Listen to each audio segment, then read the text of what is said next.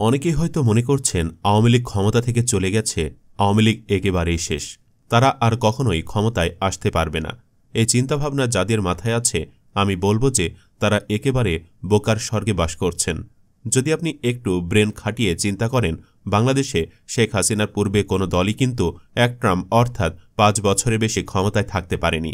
আর যদি থাকেও পরপর ২ বার ৮ থেকে ১০ বছর সর্বোচ্চ ক্ষমতায় থাকতে পারবে। এরপর কিন্তু আবারও আওয়ামী লীগ নিজেদের দলকে গুছিয়ে নিয়ে ক্ষমতায় আসবে।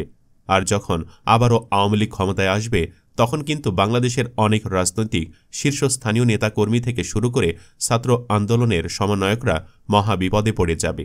কারণ আওয়ামী লীগ হচ্ছে অত্যন্ত প্রতিশোধপরায়ণ একটি দল। এর আগে আমরা দেখতে পেয়েছি শুধুমাত্র বিরোধী দল করায় স্বৈরশাসক শেখ হাসিনা জামায়াতের নিরপরাধ নেতাকর্মীদের যেভাবে ফাঁসিতে ঝুলিয়েছে, এটাই তার প্রমাণ।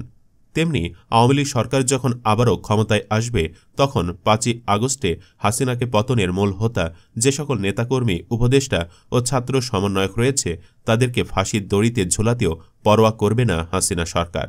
তো বন্ধুরা, আজকের ভিডিওটিতে আপনাদের জানাবো আওয়ামী লীগ সরকার আবারও ক্ষমতায় আসলে যে সকল রাজনৈতিক নেতা, উপদেষ্টা ও ছাত্র সমন্বয়কের গলায় ফাঁসির দড়ি ঝুলবে তাদের সম্পর্কে। তো চলুন আর কথা না বাড়িয়ে শুরু করি। তবে ভিডিওটি শুরু করার পূর্বে অনুরোধ রইল, ভিডিওটিতে একটি লাইক দিয়ে শুরু থেকে শেষ পর্যন্ত দেখার। ড. মোহাম্মদ ইউনূস। বাংলাদেশের অন্তর্বর্তীকালীন সরকারের প্রধান উপদেষ্টা হলেন ড. মোহাম্মদ ইউনূস।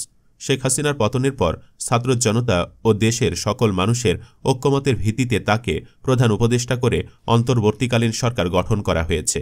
আর এই আওয়ামী লীগ সরকারের সাথে ড. ইউনূস অনেক আগে থেকে বিরোধ চলে আসছিল। এর আগে ক্ষমতায় থাকতে শেখ হাসিনা ড. ইউনূসকে পদ্মা নদীতে চুবিয়ে তোলার কথা প্রকাশ্যে বলেছিলেন।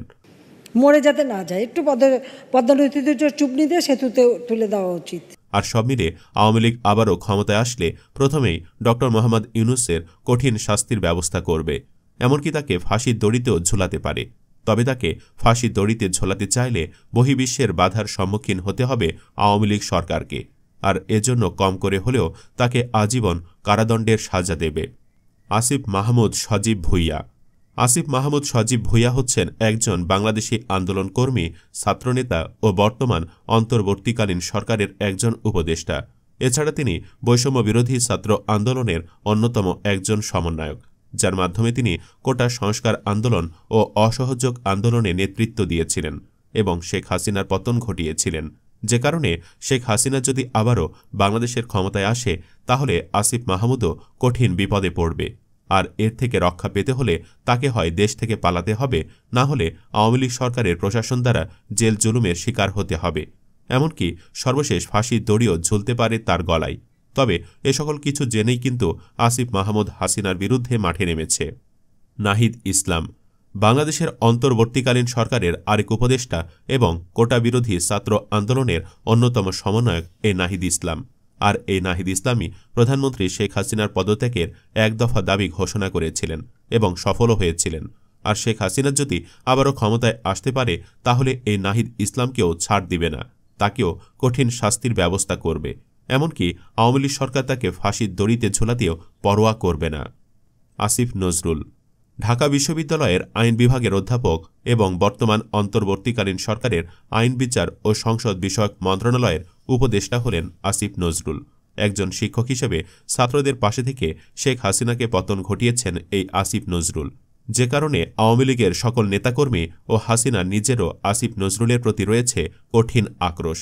আর যদি হাসিনা আবারও ক্ষমতায় আসতে পারে, তাহলে আসিফ নজরুলকেও কঠিন শাস্তির আওতায় আনবে এবং কাদের মোল্লা, গোলাম আজম, সালাউদ্দিনের মতো তাকেও ফাঁসির দড়িতে ঝোলাবে। মাহফুজ আলম। বাংলাদেশের অন্তর্বর্তীকালীন সরকারের অন্যতম উপদেষ্টা এবং বৈষম্য বিরোধী ছাত্র আন্দোলনের লিয়াজু কমিটির একজন সমন্বয়ক হলেন মাহফুজ আলম। তাছাড়া তাকে শেখ হাসিনার পতনের মাস্টার মাইন্ডও বলা হয়ে থাকে। কারণ ছাত্র আন্দোলন চলাকালে যখন কেন্দ্রীয় ৫ সমন্বয়ককে ডিবি কার্যালয়ে তুলে নিয়ে যাওয়া হয়, তখন ছাত্র আন্দোলনকে বেগবান করতে যিনি পেছন থেকে কলকাঠি নেড়েছিলেন, তিনিই হলেন মাহফুজ আলম। যে কারণে আওয়ামী লীগ কখনোই মাহফুজকে ছাড় দিবে না। আওয়ামী লীগ আবারও ক্ষমতায় আসলে হয়তো মাহফুজকেও ফাঁসির দড়িতে ঝোলাতে পারে। আর এটা কিন্তু মাহফুজ নিজেও জানে। খান তালাত মাহমুদ রাফি। বৈষম্যবিরোধী ছাত্র আন্দোলনের আরেক অন্যতম সমন্বয়ক হলেন খান তালাত মাহমুদ রাফি। ছাত্র আন্দোলন চলাকালে তিনি একাই পুলিশের সামনে দুহাত তুলে দাঁড়িয়ে পুলিশকে সামনের দিকে যেতে বাধা দিয়েছিলেন। এজন্য সারা দেশের মানুষের কাছে খুবই প্রশংসা পেয়েছিলেন তিনি। ছাত্র আন্দোলনে চট্টগ্রামের সকল ছাত্রছাত্রীকে মাঠে নামিয়েছিলেন এই খান তালাত মাহমুদ রাফি এবং তিনি একাই চট্টগ্রামকে লিড দিয়ে গেছেন। আর আওয়ামী লীগ সরকার যদি ক্ষমতায় আসে তাহলে এই খান তালাত মাহমুদ রাফিও কঠিন শাস্তির সম্মুখীন হবে এবং এমনকি তাকে আজীবন কারাদণ্ডে অথবা ফাঁসির দড়িতেও ঝুলাতে পারে হাসিনা সরকার। আর এরকম সকল পরিস্থিতির জন্য সবসময় সাহসিকতার সাথে প্রস্তুত থাকে খান তালাত মাহমুদ রাফি। তিনি মরণকেও ভয় পায় না। সার্জিস আলম কোটা সংস্কার আন্দোলনের অন্যতম প্রধান সমন্বয়ক ও ছাত্র নেতা হলেন সার্জিস আলম। ছাত্র আন্দোলন চলাকালে সার্জিস আলমের প্রতিটি বক্তব্য বেশ ভাইরাল হয়েছিল। আর তার ডাকেই ঢাকাসহ সারা দেশে অসংখ্য ছাত্রছাত্রী মাঠে নেমেছিল এবং শেখ হাসিনার পতনের অন্যতম মূল হোতাও ধরা হয় এই সার্জিস আলমকে। আর এজন্যই আওয়ামী লীগ যদি আবারও ক্ষমতায় আসে তাহলে এই সার্জিসকেও ছাড় দিবে না এবং তাকে কঠিন শাস্তি দেওয়ার ব্যবস্থা করবে। হয় যাবজ্জীবন কারাদণ্ড দিবে, না হয় ফাঁসির দড়িতে ঝুলিয়ে মৃত্যুদণ্ড দিতে পারে। হাসনাত আবদুল্লাহ হাসনাত আবদুল্লাহ হলেন একজন বাংলাদেশি ছাত্রনেতা ও 2024 কোটা সংস্কার আন্দোলনে নেতৃত্ব দেওয়া বৈষম্যবিরোধী ছাত্র আন্দোলনের একজন সমন্বয়ক।